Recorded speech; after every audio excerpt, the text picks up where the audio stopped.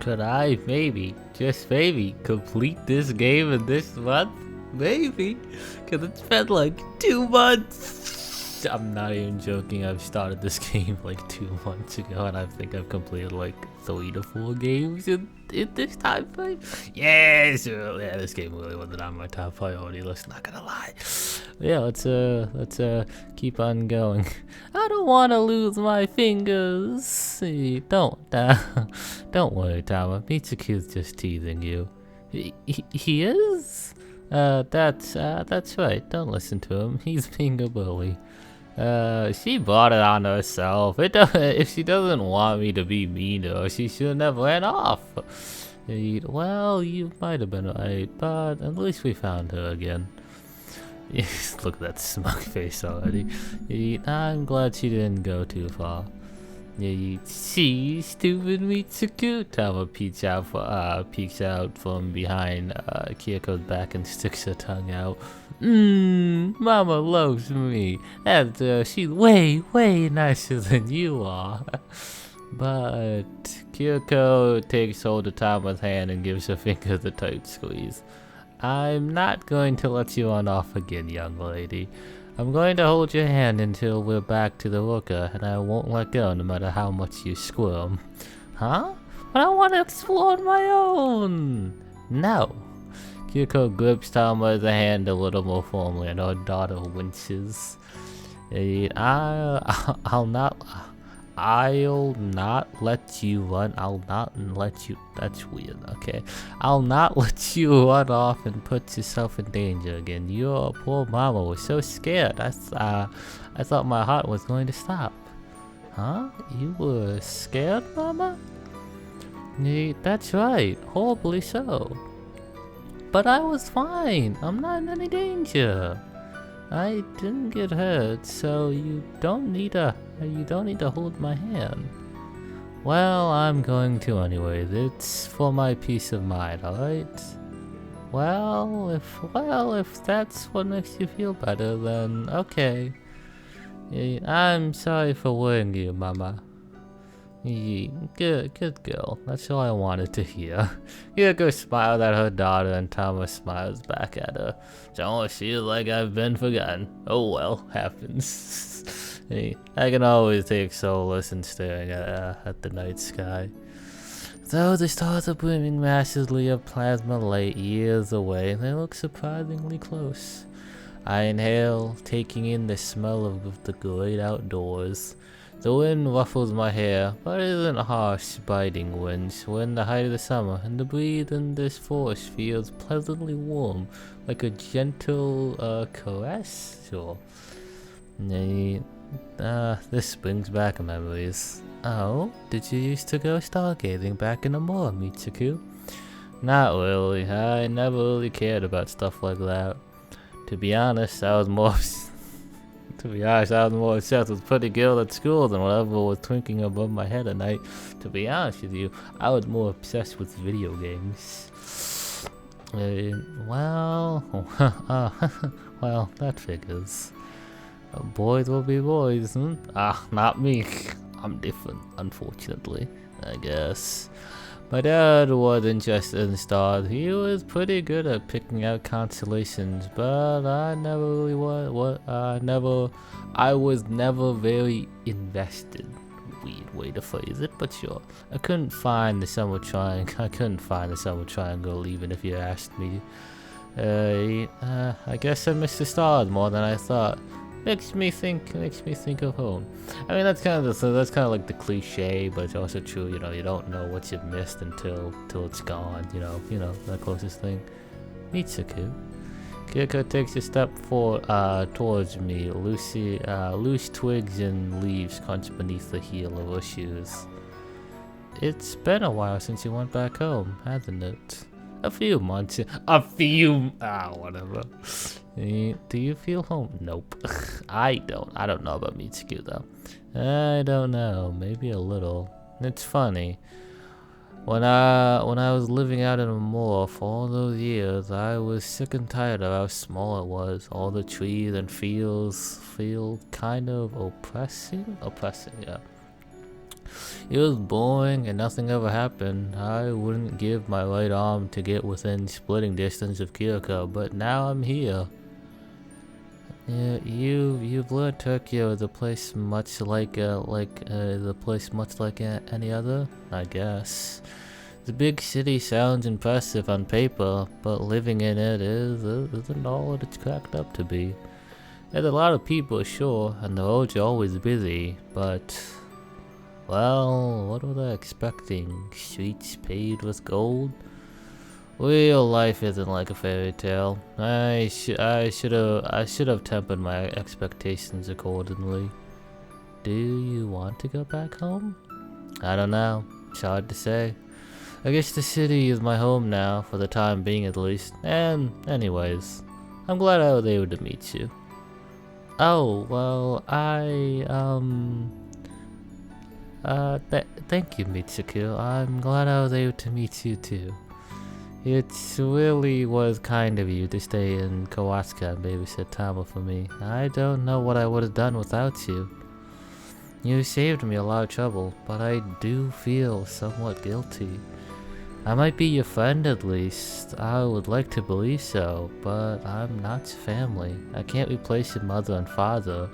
I can't replace your mother or father, or your grandpa, or aunt, or aunts, or and uncles. Maybe you should have gone back to see them after all. Maybe, but I don't mind. Are you sure? I raised my arm above my head, stretching. My body feels rather tired. Perhaps because all little trek in the countryside, coupled with my lack of sleep last night. Imagine.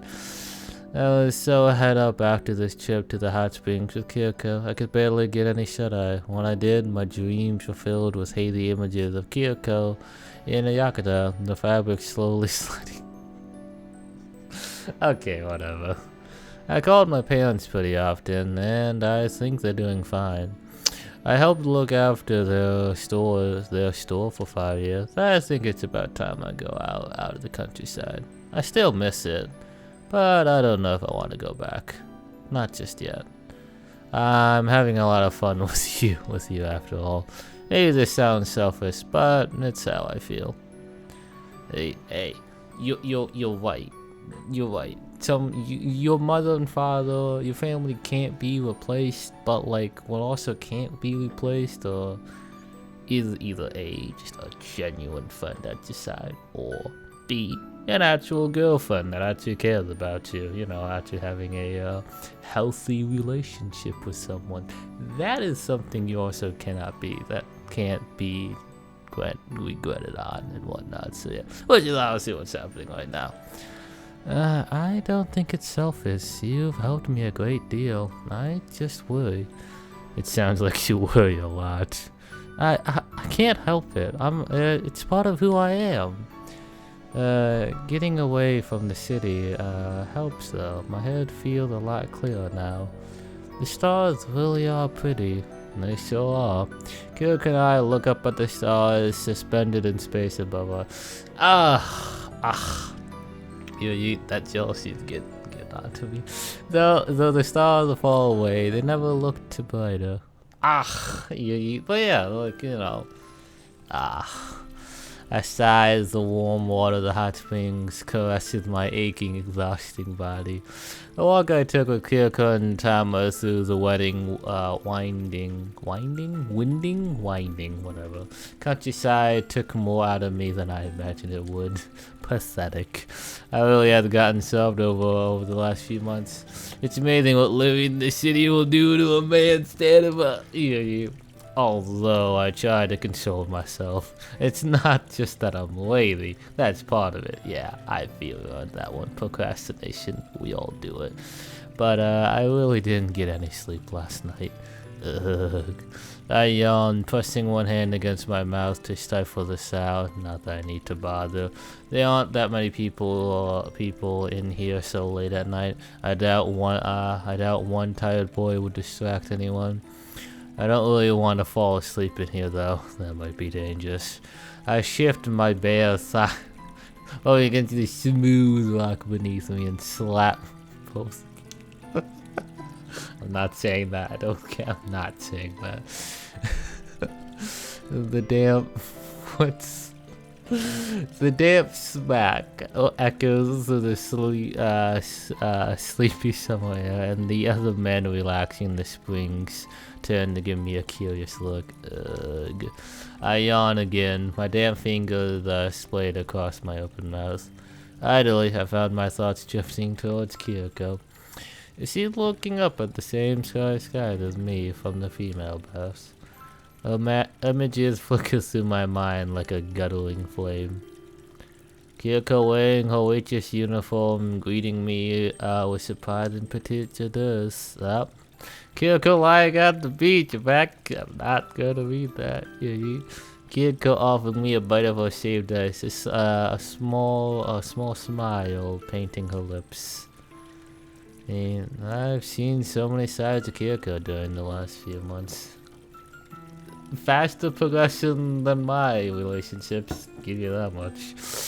Bit by bit, we've come closer than I've ever imagined. Kyoko might be alone in this world. Most people are, just like the stars in the sky, but she never let that stop her before. She's much more me than I could ever hope to be. I don't think she even realizes it.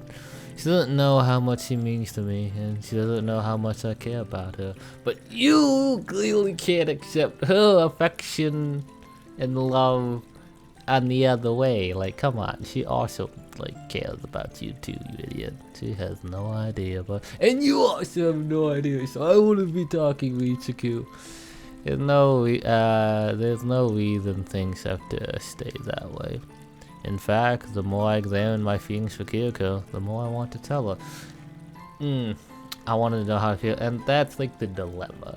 Like, do you want to break this friendship, or do you not want to break the friendship? Like, that's not always, it usually weighs on males' minds more because they actually have to pop the question, which is stupid in my opinion. But yeah, it's like they have to wonder, do I want to ruin this friendship? Because you could possibly ruin a friendship by asking your female friend out on a date or something like that. I don't know if Kyoko returned my feelings or not, but I can't let fear stop me. Then I'd never be able to forgive myself. Or you just regret your decision of never asking. That too. I need to be honest with myself. I need to be honest with her. This quiet room of the world, surrounded by trees and framed with stars, is almost painfully beautiful. I can't think of a better place to lay my heart bare. Oh, is he gonna confess? Oh, is he gonna confess? Well, the hot springs really were refreshing. Kyoko smiled contentedly like a cat caught napping in the sunlight and stretches her arms above her head. What did you think, Mitsuku? It was pretty nice, yeah. Though it might have been nicer if Kyoko were relaxing in the warm waters. Who am I kidding? If that had happened, my whole face would have turned beet red from embarrassment. There's no way I would have been able to cope with something like that. The mere sight of Kyoko in a yukata, her skin. I'm not reading that. It's already too much for my tiny mortal mind. I feel kinda tired though. Tired? Oh dear.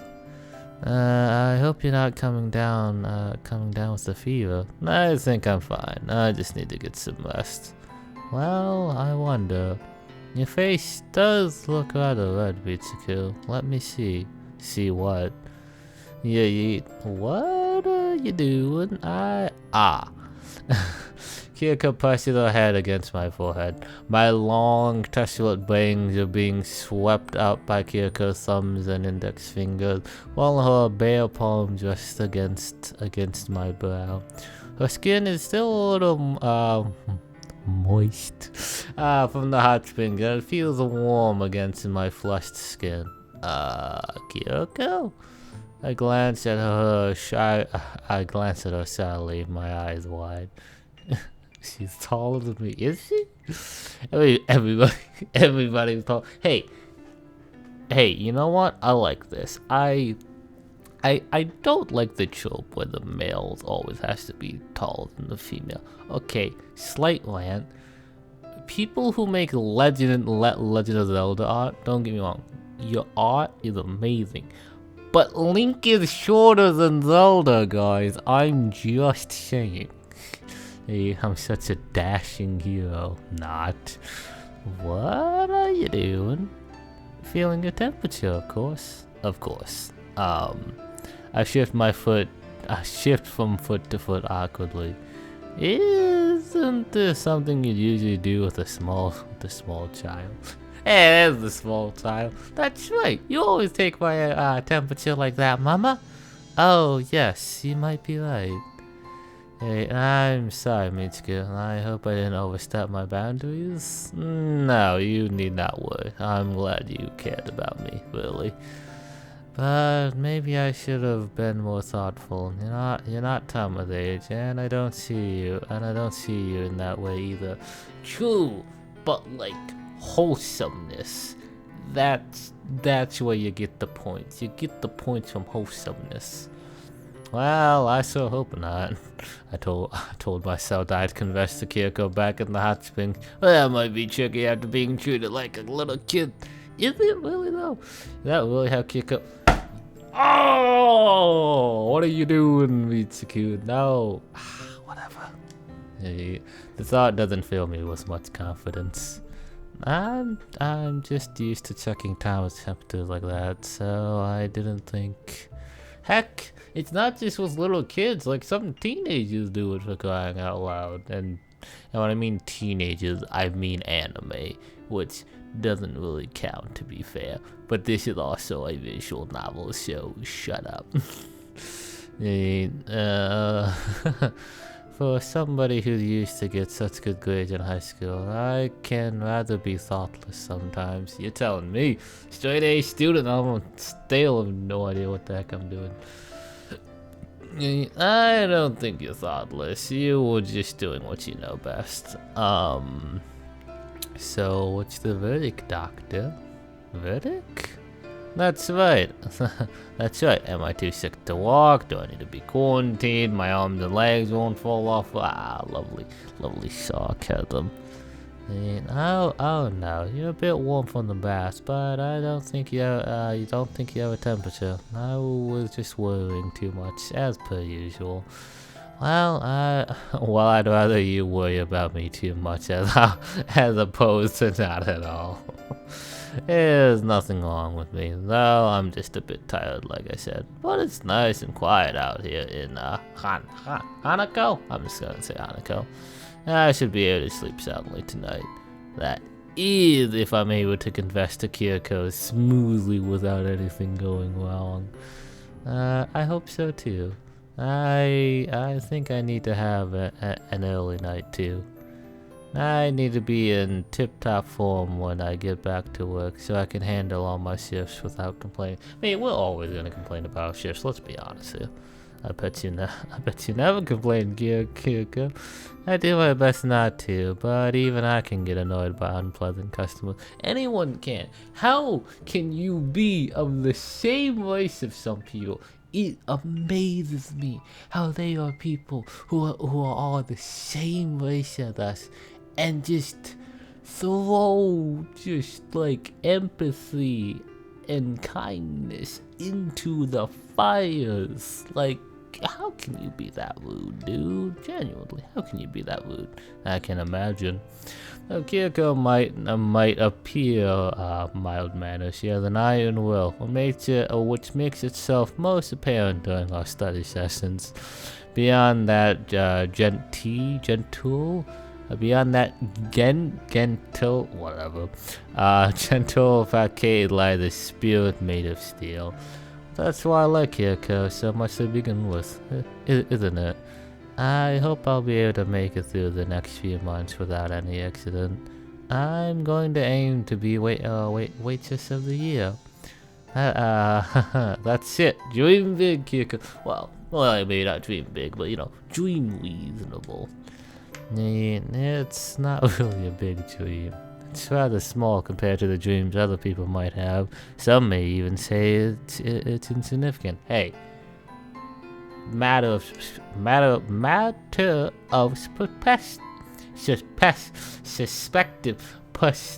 I can't say that word. I hope. Whatever. Certainly compared to the dreams I had when I was still in school and the hopes my parents had for me. But Kyoko breaks off, shaking her head.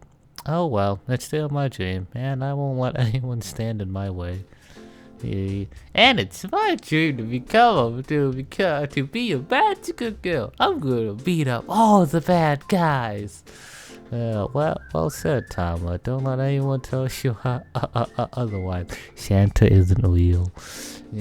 But for now, I think you should do your dreaming tucked up in bed. It's getting late. Huh? Well, we're on holidays. I don't want to sleep. Nonsense. If you keep rubbing your eye, then you're barely watching the TV. Off to bed with you. Chop chop. It's cute. But I don't want.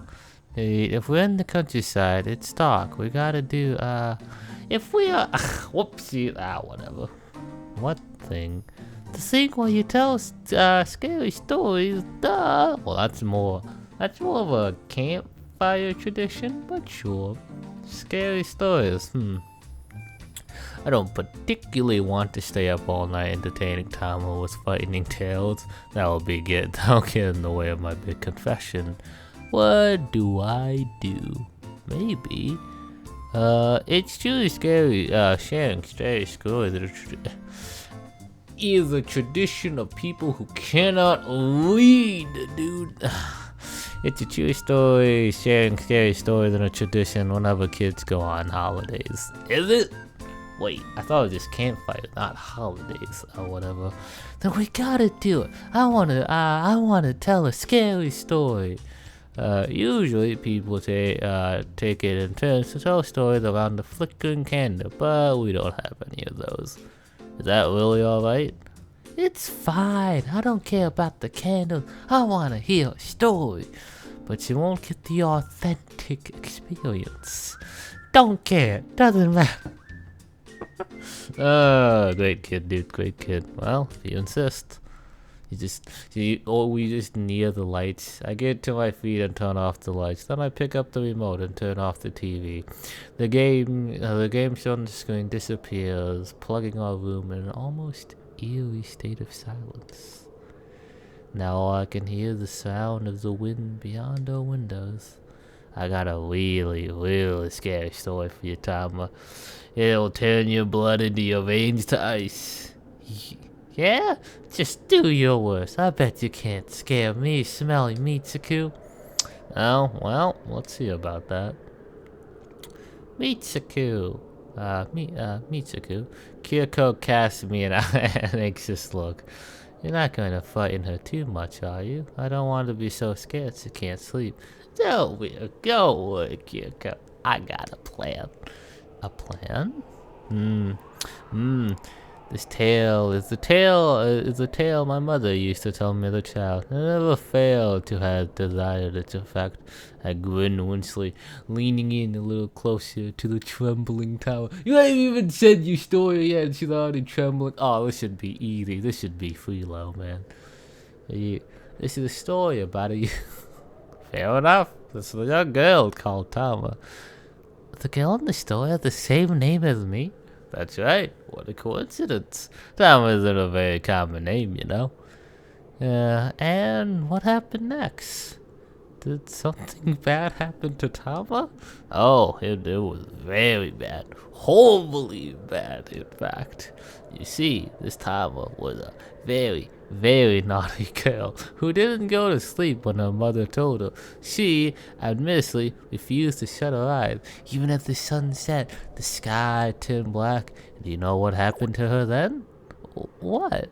A big black crow swooped in through her bedroom window and pecked out her eyes for being such a rude, disobedient girl. If you don't go to sleep when your mother tells you, said the crow, I'll take out your eyes and you can live in eternal darkness forever. And that I finished my spooky tale with the small plus is the unfortunate fate that falls behind all naughty girls who don't go to bed at a sensible time, which is midnight, of course. Never mind, that's a bit late for some people. Less than 5 minutes later, Tom was tucked up inside the futon kicker, prepared for her fast asleep. I knew the story would do the trick. I'll have to thank my mother for regaling me with so many times during my own childhood. Yeah, it's kind of neat. That's kind of neat. I'm not gonna lie. That's kind of neat. Not gonna lie. That's kind of a good story. I'm still enjoying this. That's why the only reason I'm doing this.